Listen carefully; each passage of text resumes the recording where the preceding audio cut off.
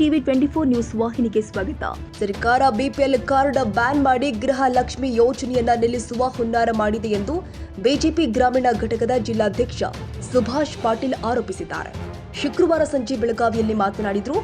ರಾಜ್ಯ ಸರ್ಕಾರ ಆರ್ಥಿಕವಾಗಿ ದಿವಾಳಿಯಾಗಿದೆ. ಒಂದೊಂದು ಯೋಜನೆಯನ್ನ ಕಡಿತಗೊಳಿಸುವ ಮುನ್ಸೂಚನೆ ಸರ್ಕಾರ ನೀಡುತ್ತಿದೆ. ಈಗ ಬಿಪಿಎಲ್ ಕಾರ್ಡ್ ಹಾಗೂ ಶಕ್ತಿ ಯೋಜನೆಯನ್ನ ಸಹ ಬಂದ್ ಮಾಡುವ ಹುನ್ನಾರ ಮಾಡಿದ್ದಾರೆ ಎಂದು ಆರೋಪಿಸಿದರು. ಕಾರ್ಡ್ಗಳನ್ನ 5 ಲಕ್ಷ ಬಿಪಿಎಲ್ ಕಾರ್ಡ್ಗಳನ್ನ ಇವತ್ತು ಭ್ರಷ್ಟ ಕಾಂಗ್ರೆಸ್ ಸರ್ಕಾರ ಬಡವರ ಮೇಲೆ ಮತ್ತೆ ಬರೀ ಇರ್ತಾ ಇದೆ. ಬಿಪಿಎಲ್ ಕಾರ್ಡ್ಗಳನ್ನ ರದ್ದು ಮಾಡ್ತಾ ಇದೆ. ಆ ಬಿಪಿಎಲ್ ಕಾರ್ಡ್ ರದ್ದು ಮಾಡುವುದರ ಮುಖಾಂತರ ಈ ಗ್ಯಾರಂಟಿ ಯೋಜನೆಗಳನ್ನು ನಿಲ್ಲಿಸುವಂತ ಒಂದು ಹುನ್ನಾರವನ್ನ ಈ ಸರ್ಕಾರ ಮಾಡ್ತಾ ಇದೆ. ಮತ್ತು ಇದಕ್ಕೆ ನೇರ ಹೊಣೆ ಸಿದ್ದರಾಮಯ್ಯನವರು. ಯಾಕಂದ್ರೆ ಏನು ಗ್ಯಾರಂಟಿ ಅಂತ ಏನು ಘೋಷಣೆ ಮಾಡಿದ್ರು, ಬಿಪಿಎಲ್ ಕಾರ್ಡ್ ರದ್ದು ಮಾಡುವ ಮುಖಾಂತರ ಗ್ಯಾರಂಟಿಗೆ ಕೊಕ್ಕೆಯನ್ನು ಇವತ್ತು ಈ ಸರ್ಕಾರ ಹಾಕ್ತಾ ಇದೆ.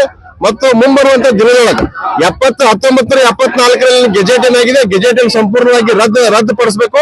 ಆ ಸಂಪೂರ್ಣವಾಗಿ ರದ್ದುಪಡಿಸಿದಾಗ ಮಾತ್ರ ಒಂದು ಹೋರಾಟಕ್ಕೆ ಜಯ ಆಗ್ತದೆ. ಆ ಯಾವಾಗ ರದ್ದುಪಡಿಸುವ ಮಟ್ಟ ನಿರಂತರವಾಗಿ ಭಾರತೀಯ ಜನತಾ ಪಾರ್ಟಿ ಉಗ್ರವಾದಂತ ಹೋರಾಟವನ್ನ ಮಾಡ್ತಾ ಇದೆ.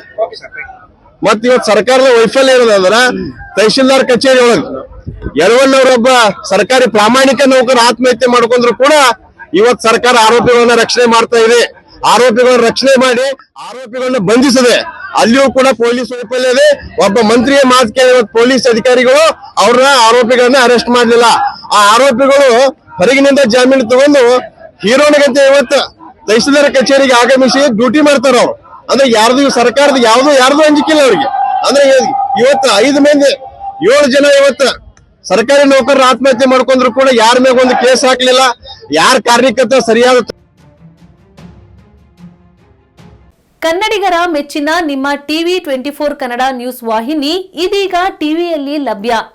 ಕರ್ನಾಟಕ ಮತ್ತು ದೇಶ ವಿದೇಶದ 360 ಡಿಗ್ರಿ ಸುದ್ದಿ ಹಾಗೂ ಉತ್ತರ ಕರ್ನಾಟಕ, ಬೆಳಗಾವಿ, ಬಾಗಲಕೋಟೆ, ಧಾರವಾಡ, ಹಾವೇರಿ, ಗದಗ, ಬಿಜಾಪುರ ಜಿಲ್ಲೆಯ ಕ್ಷಣ ಕ್ಷಣದ ವಿವರವನ್ನ ಪಡೆಯುವುದಕ್ಕೆ ಟಿವಿ 24 ಕನ್ನಡ ನ್ಯೂಸ್ ವಾಹಿನಿಯನ್ನ ಲೈಕ್ ಮಾಡಿ, ವಿಡಿಯೋಗಳನ್ನ ಶೇರ್ ಮಾಡಿ, ಕಮೆಂಟ್ ಮಾಡುವ ಮೂಲಕ ನಮ್ಮ ವಾಹಿನಿಗೆ ಸಹಕಾರ ನೀಡಿ ಮತ್ತು ಚಾನೆಲ್ ಅನ್ನ ಸಬ್ಸ್ಕ್ರೈಬ್ ಮಾಡಿ. Thank you.